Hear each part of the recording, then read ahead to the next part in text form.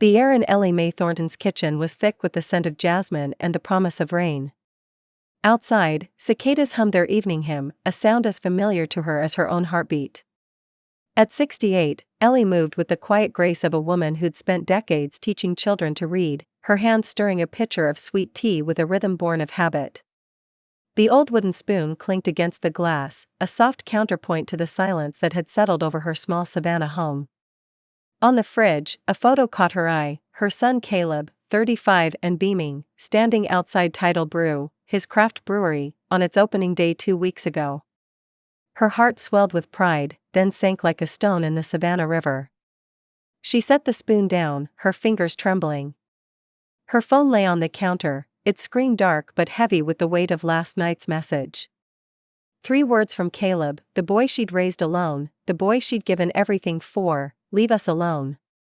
Ellie closed her eyes, the words searing her mind. She could still see Caleb as a child, all gangly limbs and big dreams, running through the backyard with a stick he swore was a magic wand.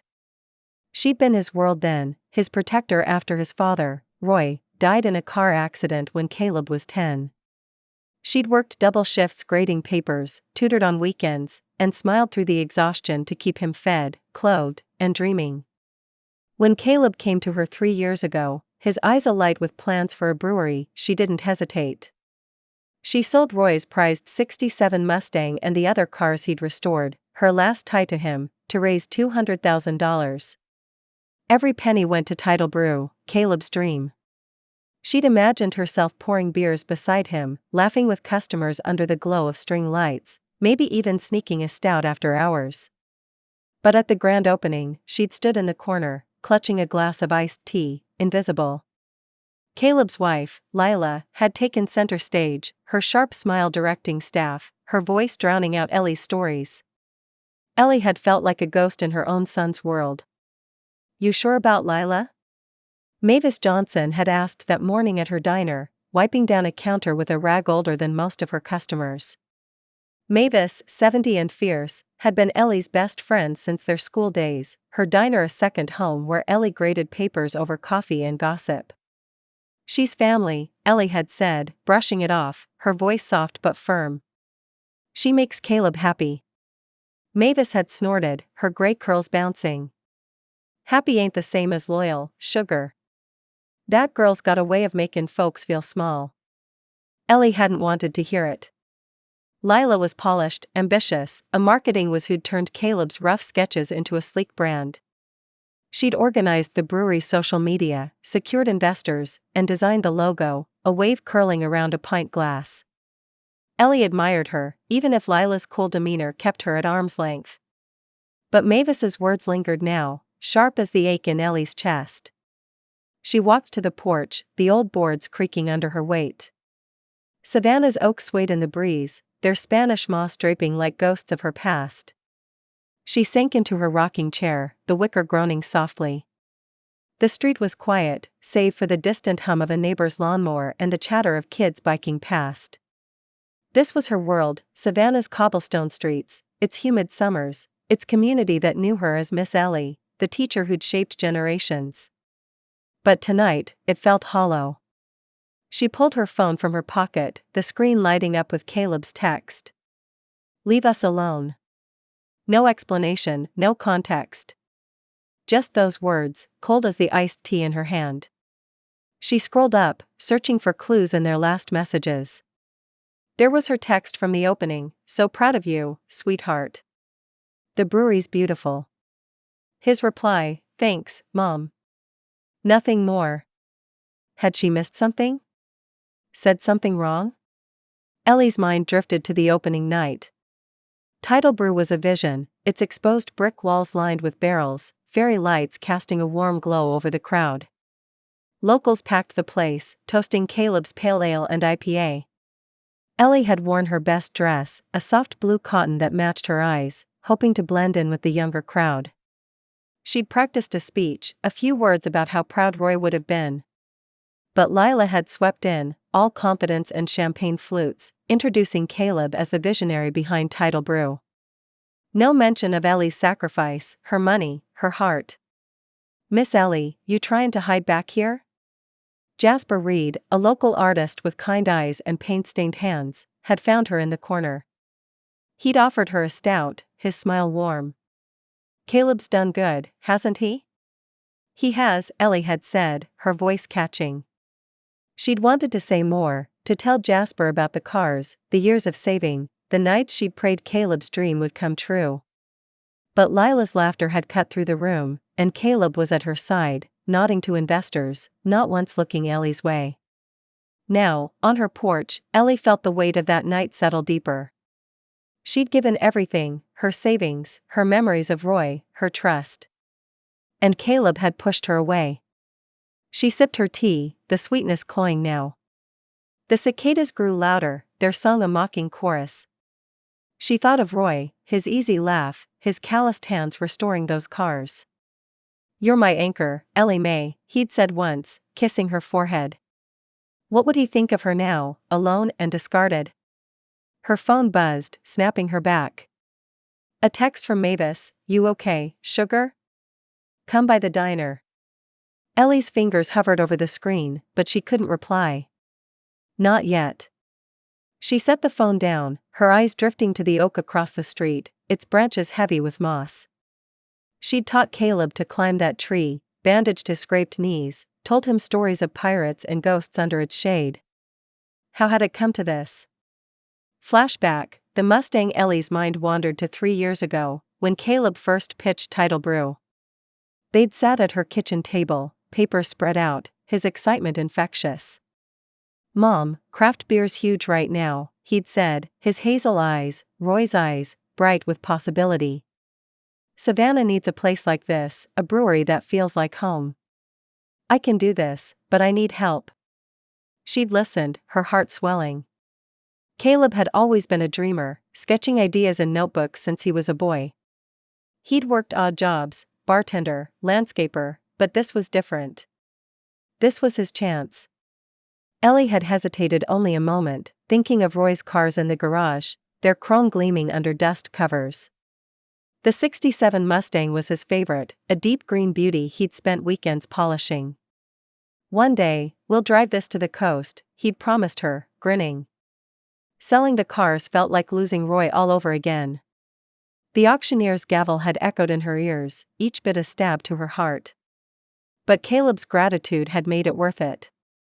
He'd hugged her, tears in his eyes. "I'll make you proud, Mom.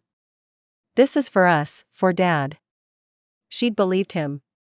The community and Mavis. The next morning, Ellie forced herself to Mavis's diner, a squat brick building on Abercorn Street with a neon sign that flickered Johnson's Place.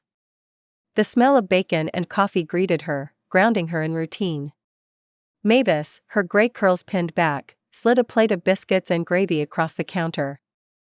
"You look like you've seen a ghost," Mavis said, her brown eyes sharp. "What's Caleb done now?" Ellie hesitated, her throat tight. She slid her phone to Mavis, the text still open. Mavis read it, her lips pursing. "That boy's got no sense. Lila put him up to this, mark my words." "Don't," Ellie said, her voice low. "He's my son." He would if she's pullin' the strings," Mavis cut in. "I've seen how she looks at you, like you're a bug in her soup. You gave him everything, Ellie." "Everything." Ellie stared at her plate, the gravy congealing. Mavis wasn't wrong. Lila had always been distant, her smiles polite but cold. At family dinners, she'd talk over Ellie, steering conversations to her marketing plans or Caleb's genius. Ellie had tried to bridge the gap, bringing pecan pies, offering to help with the brewery's bookkeeping. Lila always declined, her tone clipped. "We've got it handled, Eleanor." The diner buzzed around them, locals swapping stories over coffee.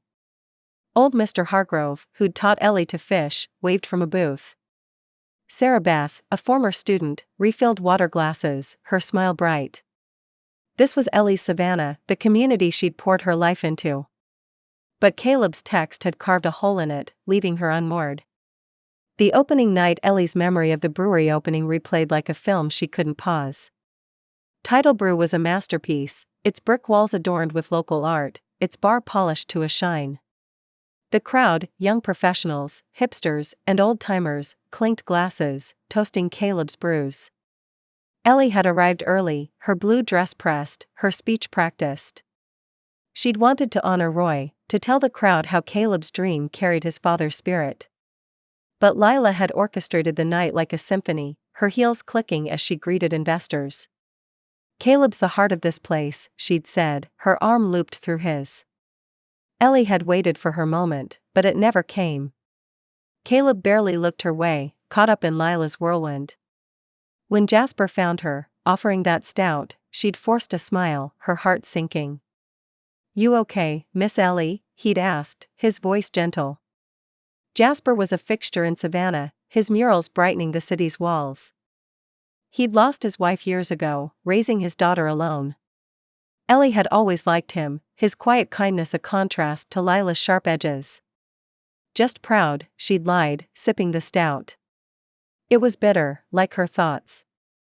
As the night ended, Ellie had slipped out, the laughter fading behind her.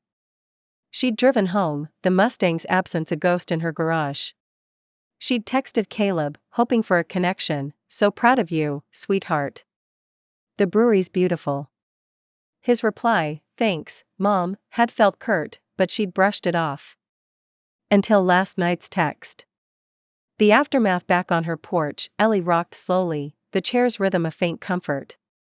The cicadas had quieted, replaced by crickets and the distant rumble of thunder. She thought of Roy, his voice steady in her memory. "You're stronger than you know, Ellie Mae." Was she? She'd given Caleb her savings, her trust, her heart. And he'd discarded her with a text.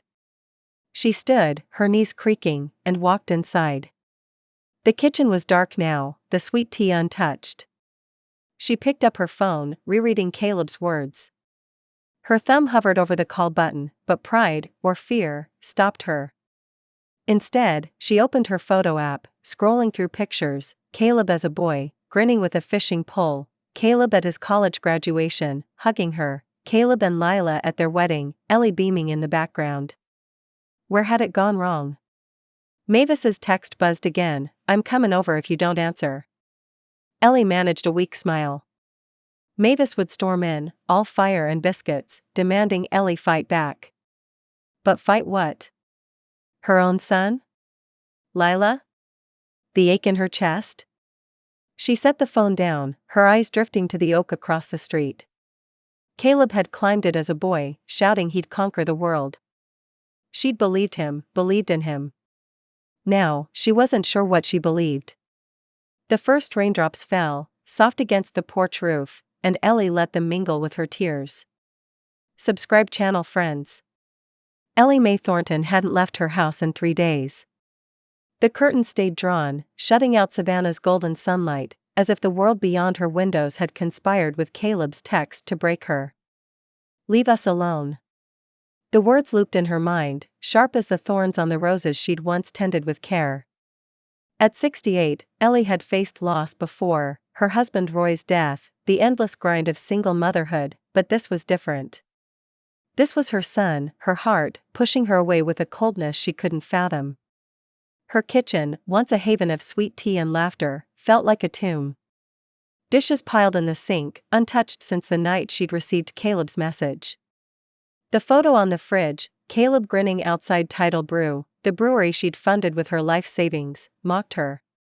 She'd sold Roy's '67 Mustang and his other cars, $200,000 worth of memories, to make Caleb's dream real. And now? She was a stranger to him. The doorbell buzzed, insistent and sharp. Ellie ignored it, curling deeper into the couch, her gray hair spilling loose from its bun. She clutched a worn photo album, its pages open to a picture of Caleb at 10, holding a fishing pole by the Savannah River. His smile was wide, unguarded, so unlike the man who'd texted her. The bell rang again, followed by a familiar voice. "Ellie Mae Thornton, you open this door, or I'm breaking it down." Mavis Johnson's drawl cut through the haze. Ellie sighed, dragging herself to the door. Mavis, 70 and fierce as a summer storm, stood on the porch, her gray curls pinned back, a foil-covered dish in her hands. You look like hell, sugar, Mavis said, pushing past Ellie into the house. She set the dish, smelling of cornbread, on the counter and turned, hands on hips. 3 days of hidin'. You gonna tell me what's wrong, or do I have to guess? Ellie's throat tightened. She slid her phone across the counter, Caleb's text glowing on the screen. Mavis read it, her lips pursing into a thin line. That boy's lost his damn mind. Lila's behind this, mark my words. Don't start, Ellie whispered, sinking into a chair. He's my son. He would if she's pulling the strings, Mavis snapped. I told you, that girl's got claws under that polished smile. You gave him everything, Ellie. Your money, your heart. And this is how he repays you? Ellie stared at the table, tracing a scratch in the wood. Mavis wasn't wrong. Lila, Caleb's wife, had always kept Ellie at arm's length, her smiles polite but cold.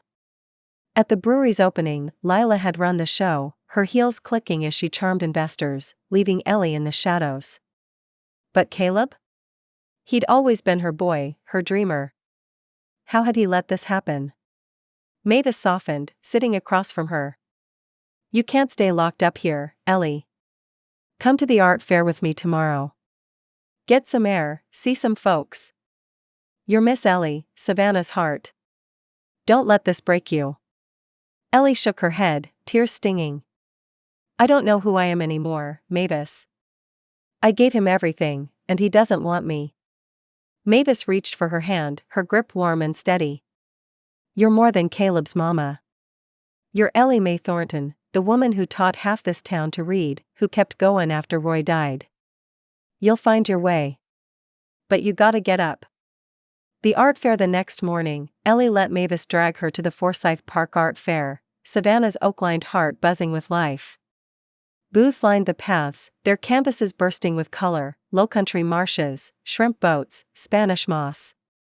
The air smelled of kettle corn and sunscreen, and fiddlers played under a white tent, their music weaving through the crowd.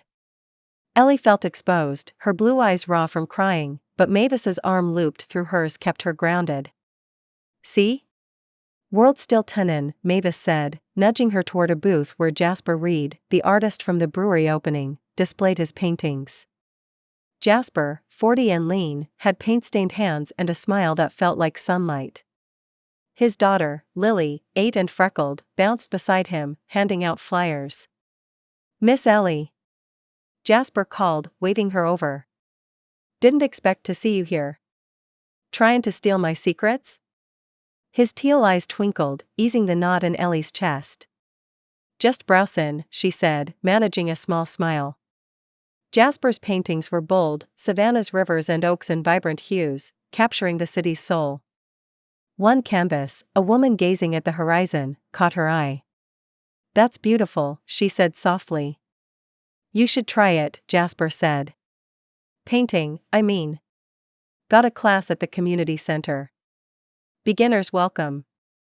Lily here's my best student. He ruffled his daughter's hair, and she giggled. Ellie hesitated. Painting? She hadn't held a brush since high school, when she'd sketched flowers for Roy. But something in Jasper's voice, kind and unassuming, stirred her. Maybe, she said, surprising herself. Mavis grinned. That's my girl. Sign her up, Jasper. The first brushstrokes the community center smelled of acrylic paint and old wood, its walls lined with student art. Ellie sat at a long table, her hands shaky as she gripped a brush. Jasper, leading the class, demonstrated blending colors, his voice calm and encouraging. The other students, retirees, young moms, a teenager with purple hair, chatted easily, but Ellie felt like an outsider, her grief a heavy cloak. Start with something simple, Jasper said, stopping by her easel. What's in your heart, Miss Ellie? She stared at the blank canvas, Caleb's text flashing in her mind. Without thinking, she dipped her brush in blue, tracing the curve of an oak branch. The strokes were clumsy, but they felt alive, pulling her pain onto the canvas.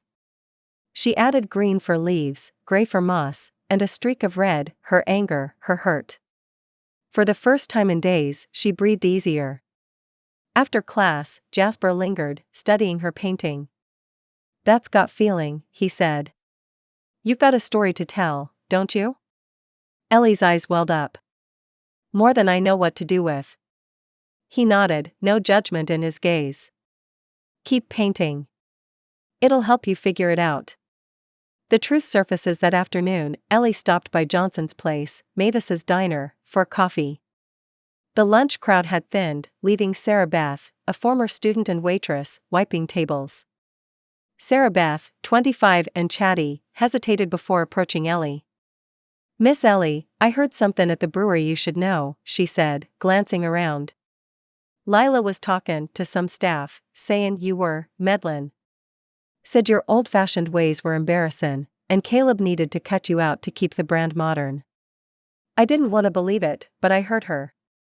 Ellie's stomach twisted. Meddling? Embarrassing? She'd only offered to help with bookkeeping, brought pies for the staff. The words stung, but they made sense of Caleb's text.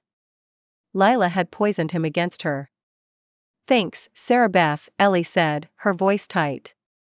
She left the diner, her steps heavy, and drove to Tidal Brew. The brewery was quiet, its lunch service slow. Caleb was behind the bar, polishing glasses, his face tired. Lila was nowhere in sight. "Caleb," Ellie said, her voice trembling with anger and hurt. "We need to talk." He looked up, his hazel eyes, Roy's eyes, wary. "Mom, I'm busy." "Too busy for the woman who gave you this place?" she snapped, surprising herself. "I sold your father's cars, Caleb. My savings. And you tell me to leave you alone? What did I do?" Caleb's jaw tightened. "Lila says you're too involved. You're hovering. This is our business, Mom. We need space to make it work." "Lila says?" Ellie's voice rose. "I'm your mother. I gave you everything, and you let her call me embarrassing?" He flinched but didn't back down. "She's right, Mom. You don't get it, the brand, the vision. We're building something big. You're stuck in the past." The words hit like a slap. Ellie stepped back, tears burning. "I'm stuck in the past? I gave up my past for you." She turned and walked out, the brewery's door slamming behind her. A spark of defiance back home. Ellie sat on her porch, the humid night wrapping around her. Mavis's cornbread sat untouched in the kitchen, her appetite gone. Caleb's words echoed, but so did Mavis's, "You're more than Caleb's mama." She thought of the painting she'd started, the oak branch taking shape. It wasn't much, but it was hers. Her phone buzzed. "Mavis again, you at the brewery? Call me." Ellie ignored it, too raw to talk. Instead, she pulled out a notebook, an old habit from her teaching days, and wrote, "Volunteer at shelter. Sign up for more art classes." Small steps, but they felt like defiance. She wasn't ready to forgive Caleb, not yet. But she wasn't ready to give up on herself either. The rain started, soft and steady, washing over Savannah's oaks. Ellie closed her eyes, letting it soothe her. She'd lost Caleb, at least for now. But maybe, just maybe, she could find her self-subscribed channel to get more stories. Ellie Mae Thornton stood under the shade of a live oak, its Spanish moss swaying like whispers of the past. The Savannah sun beat down, humid and unrelenting, but Ellie felt a spark of something new, something alive. At 68, she'd spent weeks reeling from Caleb's text, "Leave us alone." The words had cut deeper than she'd admitted, even to Mavis, but today, as she clutched a paintbrush in Jasper Reed's art studio, she felt the stirrings of purpose. Her canvas, streaked with bold blues and greens, captured the Savannah River at dawn, a reflection of her own tentative rebirth. The past month had been a blur of small, defiant steps. Mavis, her fierce best friend, had dragged her to that art fair, where Jasper, a local artist with kind eyes and a single dad's quiet strength, had invited her to his weekly class. Painting had become Ellie's refuge, each stroke a way to process the ache of Caleb's rejection. She'd also started volunteering at the Second Chance Shelter, a local nonprofit for families in need, where her knack for listening made her a favorite among the kids. These were her anchors now, not Caleb's brewery, not the $200,000 she'd poured into his dream. Ellie dipped her brush into cobalt, blending it into the river's edge on her canvas. Jasper's studio, a converted warehouse on River Street, buzzed with the chatter of other students, retirees, young moms, a few teens with dyed hair and restless energy. The space smelled of turpentine and coffee, its brick walls lined with Jasper's murals, vibrant scenes of Savannah's squares, marshes, and people. Ellie felt at home here, a far cry from the cold isolation of Tidal Brew's opening night. "You're getting the hang of this, Miss Ellie," Jasper said, leaning over her shoulder. His flannel shirt was flecked with paint, his dark hair streaked with gray. At 40, he carried a quiet confidence, his smile warm but guarded. "That river looks alive." Ellie flushed, her hand steadying. "Just trying to keep up with you, Jasper. It's helping me."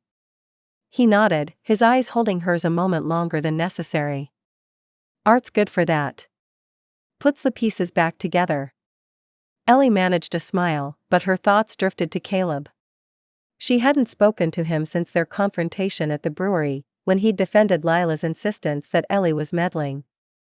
The memory stung, but it also fueled her. She wasn't the same woman who'd sat on her porch, crying over his text. She was rebuilding, brushstroke by brushstroke, act by act. The shelter and new purpose. The Second Chance Shelter was a low brick building on the edge of Savannah's historic district, its front yard dotted with kids playing tag. Ellie arrived that afternoon, her tote bag stuffed with books she'd donated from her teaching days. The shelter's director, Clara, a wiry woman with a no-nonsense braid, greeted her with a grin. "Miss Ellie, the kids are a skin for you," Clara said, leading her to a rec room where a dozen children, ages 5 to 12, sprawled on beanbags. "They want another of your stories." Ellie's heart lifted. She'd started reading to the kids a week ago, pulling from her years as a schoolteacher. Today, she chose a tale about a pirate queen who sailed the Savannah River, her voice weaving adventure and magic. The kids hung on every word, their eyes wide, their laughter a balm to her wounds. "Miss Ellie, did the pirate queen ever find her treasure?" asked Ty, a 7-year-old with a gap-toothed grin. "She did," Ellie said, leaning in. "But it wasn't gold. It was her courage, right here." She tapped her chest, and Ty beamed. After story time, Ellie helped serve lunch, peanut butter sandwiches and apple slices. She listened as Maria, a shy 10-year-old, whispered about missing her old home. Ellie knelt beside her, offering a gentle hug. "You're stronger than you know, sweetheart. This place, these people, they're your crew now." Maria nodded, clutching Ellie's hand. For the first time in weeks, Ellie felt needed, not discarded. The shelter wasn't just a distraction, it was a calling. She'd always been good at nurturing Caleb, her students, even Roy's dreams. Now, she was nurturing herself. As she left the shelter, Clara caught her at the door. "Ellie, you're a natural. Ever think about organizing something bigger? We could use a fundraiser. The roof's leaking, and the kids need new books."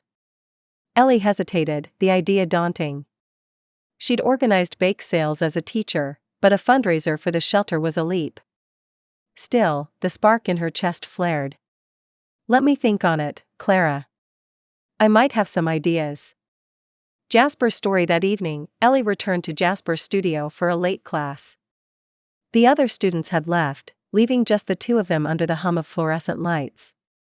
Jasper was cleaning brushes, his movements deliberate. Ellie lingered, her canvas half finished, reluctant to go home to her quiet house. "Mind if I stay a bit?" she asked, her voice soft. Jasper glanced up, his smile easy. "Stay as long as you like, Miss Ellie. My daughter's with her grandma tonight, so I've got time." Ellie nodded, grateful. Jasper's daughter, Lila, not her Lila, thank goodness, was 9, a whirlwind of energy who sometimes joined the classes. Ellie had seen Jasper's tenderness with her, the way he braided her hair or praised her messy paintings. It reminded her of Caleb at that age, before life got complicated. As they painted side by side, Jasper opened up. Lost my wife, Sarah, 5 years ago, he said, his brush pausing. Car accident. Lila was 4. Hardest thing I ever did was learnin' to be both parents. Ellie's breath caught. She knew that kind of loss, the way it carved holes in your life. I lost Roy when Caleb was 10. Car accident, too. Never thought I'd get through it. Jasper met her eyes, a quiet understanding passing between them. You did, though. And you're doing it again now, aren't you? She swallowed, her throat tight. Tryin'. Some days are harder than others. He set his brush down, leaning against the table. When Sarah died, I stopped paintin' for a year. Felt like betrayin' her to create something beautiful. But Lila, she'd sneak into my studio, smear paint on her hands, beg me to make something. She brought me back. Ellie smiled, picturing the little girl's determination. She sounds like a force. She is, Jasper chuckled. Like you, Miss Ellie. You're finned in your way. His words settled over her, warm and steady. She didn't feel like a force, not yet, but Jasper's belief in her was a lifeline. They painted in companionable silence, the river on her canvas taking shape, a swirl of hope and resilience. Cracks in the brewery the next day, Ellie stopped by Mavis's diner, craving her friend's blunt wisdom. Johnson's place was packed, the lunch crowd buzzing over fried chicken and sweet tea. Mavis slid into the booth across from Ellie, her apron stained with gravy. You look better, Mavis said, eyeing her. That art class doing you good? It's helpin', Ellie admitted, sipping coffee. So's the shelter. Clara's got me thinkin' about a fundraiser. Mavis's eyes lit up. Now that's the Ellie I know. 'Bout time you stopped mopin' over that fool boy of yours. Ellie flinched but didn't argue. Mavis leaned in, lowering her voice. Heard somethin' at the market yesterday. Tidal Brew's in trouble. Overheard Sarah Beth sayin' they're late on vendor payments. Lila's been spendin' like she's got a money tree. Ellie's stomach twisted. She'd given Caleb everything to make the brewery succeed. If it was failing, why hadn't he told her? She thought of their last confrontation, his cold defense of Lila. Maybe it's just gossip, she said, but her voice lacked conviction. Gossip's usually half true, Mavis said, shrugging. Point is, Caleb's got his mess. You focus on you. Ellie nodded, but the news gnawed at her. She'd sacrificed Roy's cars, her security, for Tidal Brew. If it was crumbling, what did that mean for her? She pushed the thought aside, focusing on Mavis's advice. She wasn't Caleb's savior anymore. She had her own life to build. The fundraiser plan over the next week, Ellie threw herself into planning the shelter's fundraiser.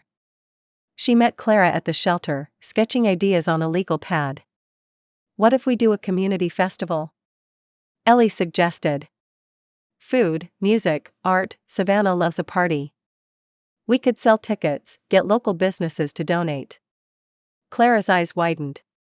You're speaking my language, Ellie. Think you can pull it off? I'll try, Ellie said, her confidence growing.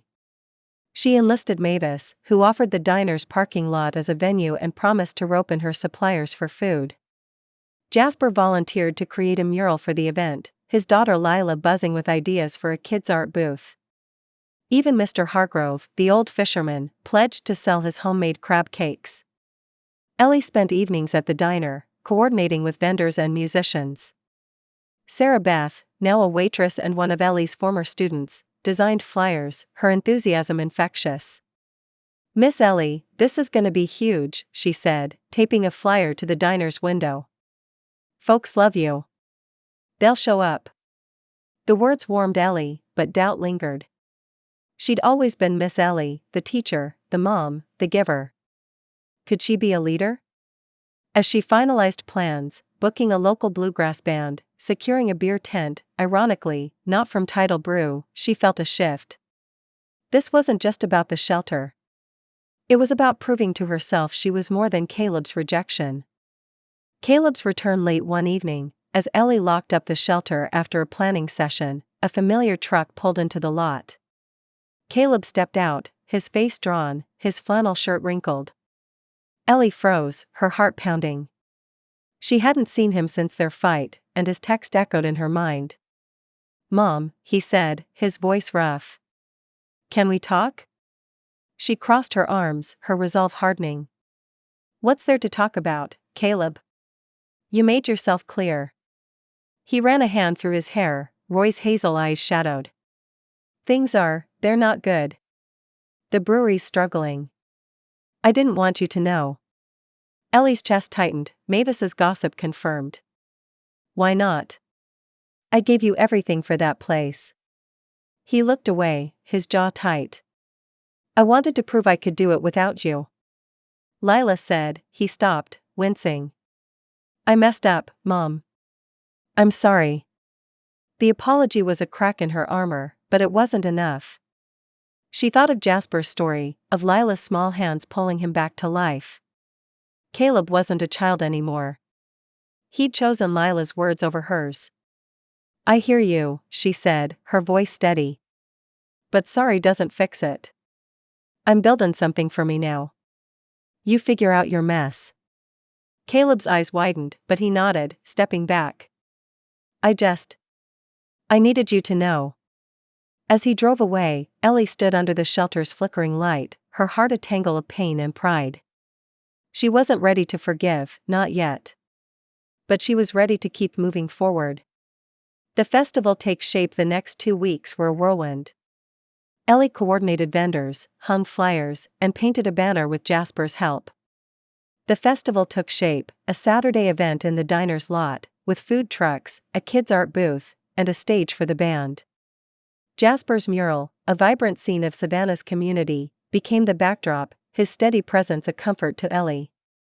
One night, as they painted late, Jasper shared more about Sarah's death. "I blamed myself," he admitted. "If I'd driven her that day, maybe. But you can't live in maybe. You gotta keep going." Ellie nodded, her brush tracing a moss-draped oak. "I'm tryin'. This fundraiser, the shelter, it's given me something to hold on to."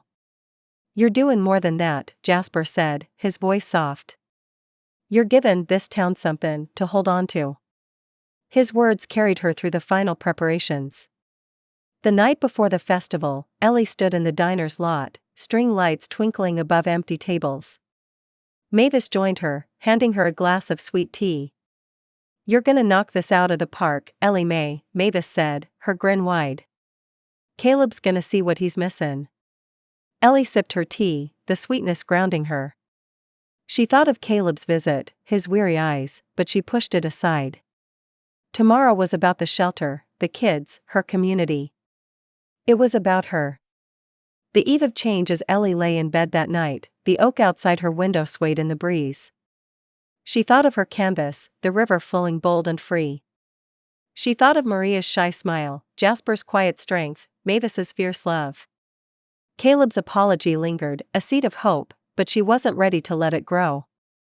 Not yet. She closed her eyes, the hum of cicadas a familiar lullaby. Tomorrow, she'd lead Savannah in something bigger than herself.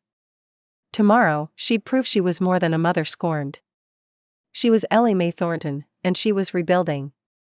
Subscribe channel friends. Ellie Mae Thornton stood in the dim light of her porch, the Savannah air heavy with the scent of rain-soaked moss. The oak across the street swayed gently, its branches casting shadows that danced like memories. At 68, Ellie felt a quiet strength settling into her bones, a contrast to the raw ache that had consumed her weeks ago when Caleb's text, "Leave us alone," had shattered her world. She'd spent her life savings, $200,000 from selling her late husband Roy's beloved cars, to fund Caleb's dream, Tidal Brew. And he'd pushed her away, swayed by his wife, Lila. But now, as she prepared for the Second Chance Shelter's fundraising festival, Ellie was no longer just a mother scorned. She was a woman reclaiming her life.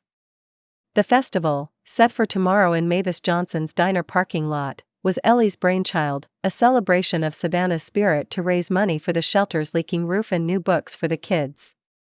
She'd poured herself into it, coordinating food trucks, a bluegrass band, and a kids' art booth with Jasper Reed, the artist who'd become her unexpected ally. Her canvas at his studio, a vibrant painting of the Savannah River, hung in her living room now, a symbol of her growth. But Caleb's weary face from his visit 2 weeks ago lingered in her mind. He'd admitted the brewery was failing, hinted at regret, but stopped short of a real apology. Ellie had set a boundary then, refusing to be his savior again. Tonight, as she folded festival flyers, she wondered if she'd see him tomorrow, and if she was ready to face him. The phone buzzed on the wicker table, Mavis's name flashing. "You ready for your big day, sugar?" Mavis's voice was warm but sharp, like the biscuits she served at Johnson's place. "Whole town's talkin' 'bout this festival." Ellie smiled, her fingers tracing a flyer's bold print: Second Chance Festival, food, music, heart. "Ready as I'll ever be, Mavis. You got those peach cobblers ready?" "Fixin' to pull 'em from the oven now," Mavis said. "Jasper's mural looks like a damn masterpiece, by the way. You two make a good team." Ellie's cheeks warmed. Jasper, with his paint-stained flannel and quiet strength, had been a steady presence, his own losses mirroring hers. "He's been a godsend," she admitted. "But this is about the shelter, not me." "Bull," Mavis snorted. "This is you showin' Savannah, and that fool son of yours, what you're made of. Don't you forget it." Ellie laughed softly, Mavis's fire bolstering her. She hung up, her eyes drifting to the oak. Tomorrow wasn't just about the shelter. It was about proving she could stand tall, with or without Caleb. Caleb's confession the next morning, as Ellie set up tables in the diner's lot, a familiar truck rumbled into view. Caleb stepped out, his shoulders slumped, his hazel eyes, Roy's eyes, red-rimmed. He wore the same wrinkled flannel from his last visit, and Ellie's heart twisted, caught between love and resolve. "Mom," he said, stopping a few feet away. "I need to talk." "Please." Ellie straightened, wiping her hands on her apron. The lot buzzed with volunteers, Sarah Beth hanging streamers, Jasper sketching the mural's final touches, but Caleb's presence felt like a storm cloud. "I'm busy, Caleb," she said, her voice steady. "Festival's today." "I know," he said, his voice breaking. I messed up. The brewery's done, Mom. We're bankrupt. Lila, she's gone. Left last week after we fought. Said she couldn't handle the failure." Ellie froze, Mavis's gossip about the brewery's troubles now confirmed. Lila, with her sharp smile and sharper ambition, had fled when the dream crumbled. Part of Ellie wanted to rush to Caleb, to hold her boy and fix his pain, but she remembered Jasper's words, "You gotta keep goin'." She'd given everything once. Not again. "I'm sorry it's come to this," she said, her tone firm but not cold. "But you told me to leave you alone, Caleb. I'm respectin' that." He flinched, his hands shoving into his pockets. "I didn't mean it, Mom. Lila, she said you were holding us back, that your stories, your ideas, made us look small time. I was stupid. I thought I could prove I didn't need you." Ellie's chest ached, the truth of Lila's manipulation cutting deep. She'd suspected it, but hearing it from Caleb was a fresh wound. "You chose her words over me," she said quietly. "I gave you Roy's cars, my savings, my heart. And you shut me out." Caleb's eyes filled with tears. "I know. I'm so sorry, Mom. I was trying to be someone big, someone Dad would have been proud of. But I lost you." The apology cracked her resolve, but Ellie held firm. She thought of the shelter kids, of Maria's shy smile, of her own painting drying in Jasper's studio. She wasn't just Caleb's mother anymore. "I hear you," she said. "But I can't fix this for you. Not this time. I'm building something for me now." Caleb nodded, his face crumpling. "Can I at least help today? For the shelter?" Ellie studied him, weighing his sincerity. "All right," she said finally. "But you're here as a volunteer, not my son." "Not yet." He swallowed hard, nodding. "Fair enough. The festival unfolds by noon. The Second Chance Festival was in full swing. The diner's lot transformed into a vibrant celebration, string lights twinkling above food trucks serving shrimp and grits, barbecue, and Mavis's peach cobbler. The bluegrass band strummed lively tunes, their fiddles weaving through the humid air. Kids painted at Jasper's art booth, their laughter mingling with the clink of glasses at the beer tent, stocked by a rival brewery, a fact Ellie noted with a wry smile. Savannah showed up in droves. Old Mr. Hargrove sold crab cakes, his gravelly laugh drawing crowds. Sarah Beth, Ellie's former student, darted between tables, her flyers a hit.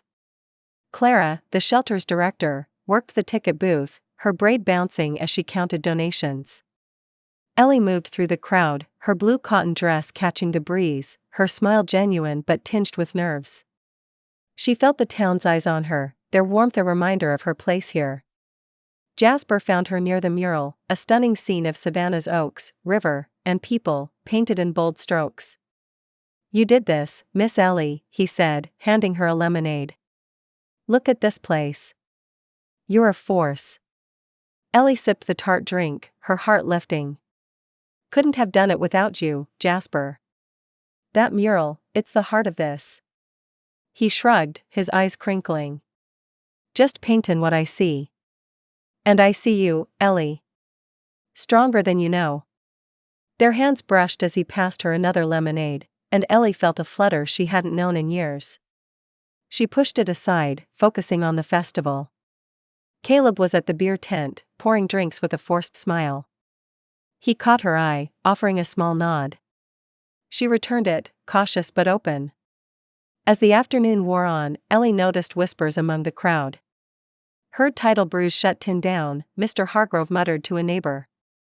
"Caleb's in over his head." Ellie's stomach twisted, but she kept moving, greeting guests, checking on vendors. The brewery's fate wasn't her burden, not today. A new plan by evening, the festival had raised $15,000, enough to fix the shelter's roof and stock its library. Clara hugged Ellie, tears in her eyes. "You're a miracle, Ellie Mae. These kids, they've got a future because of you." Ellie's throat tightened, but Mavis's voice cut through. "Don't go getting soft on me now," she teased, handing Ellie a cobbler. "You're just getting started." As the band played its final set, Ellie overheard more gossip. Tidal Brew's suppliers were unpaid, its doors days from closing. The workers, locals like Sarah Beth's cousin, who'd poured beers at the opening, faced layoffs. Ellie's heart sank. She'd funded the brewery for Caleb, but it belonged to Savannah, too. Those workers were her people. She found Mavis and Jasper near the mural, her mind racing. "What if we saved Tidal Brew?" she said, her voice low. "Not for Caleb, for the town. For the workers." Mavis raised an eyebrow. "You sure? After what he did?" "It's not about him," Ellie said, her resolve firm. "It's about Savannah. Those folks need jobs. We could do another event, use the festival's momentum." Jasper nodded, his eyes bright. "A brewery bash. Art, music, local brews, folks'd come out for it. I'll paint another mural, get the art crowd in." Mavis grinned. "I'll handle food. But Caleb's gotta step up, Ellie. No free rides." Ellie agreed. She wasn't bailing Caleb out, she was saving a piece of her community. She found him at the beer tent, his hands shaking as he cleaned glasses. "Caleb," she said, her voice steady. "We're gonna save your brewery. Not for you, for the workers. You in?" His eyes widened, hope flickering. "I'm in, Mom. Whatever it takes." The brewery bash over the next week, Ellie rallied Savannah for the Tidal Brew bash. She worked with Mavis, Jasper, and Clara, turning the brewery's lot into a festival ground. Food trucks signed on, the bluegrass band returned, and Jasper painted a mural of Savannah's waterfront, its waves curling like hope. Sarah Beth spread the word on social media, her posts going viral in Savannah's tight-knit circles. "Save Tidal Brew, save our jobs," they read, with photos of Ellie and the workers. Ellie set clear rules for Caleb: transparency with finances, no Lila-style extravagance. He agreed, showing her the books, $50,000 in debt, but manageable with a strong event. She didn't give him money, but she gave him her leadership, her community, her heart. The bash was a triumph. Hundreds packed the brewery, dancing under string lights, sipping Caleb's pale ale. Jasper's mural gleamed, kids painted mini versions at the art booth, and Mavis's cobbler sold out.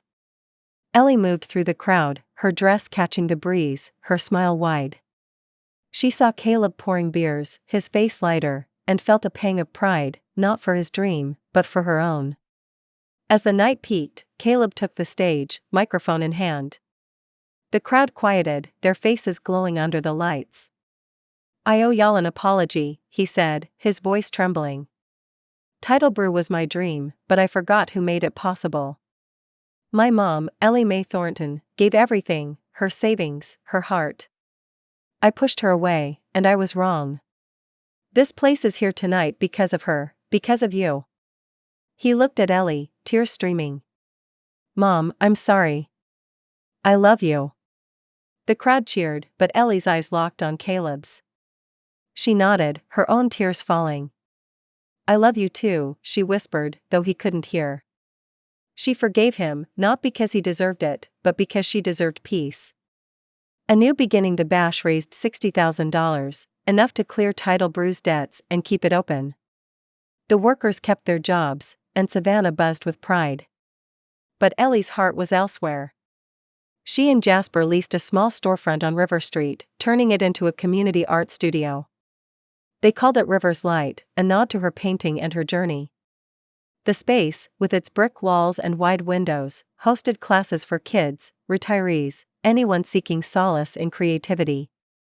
One evening, as Ellie taught a class, Maria from the shelter painting beside her, she felt Roy's presence, his voice a whisper, "You're my anchor, Ellie Mae." She was an anchor, not just for Caleb, but for herself, her town, her future. Caleb visited the studio, his smile tentative. "I'm proud of you, Mom," he said, eyeing her canvas. "This place, it's you." Ellie nodded, her heart full. "It's home," she said. As she painted under Savannah's oaks that night, the river glinting in the distance, Ellie knew she'd found her redemption, not in Caleb's apology, but in her own light. Like, share and subscribe channel. Thanks for sharing and caring.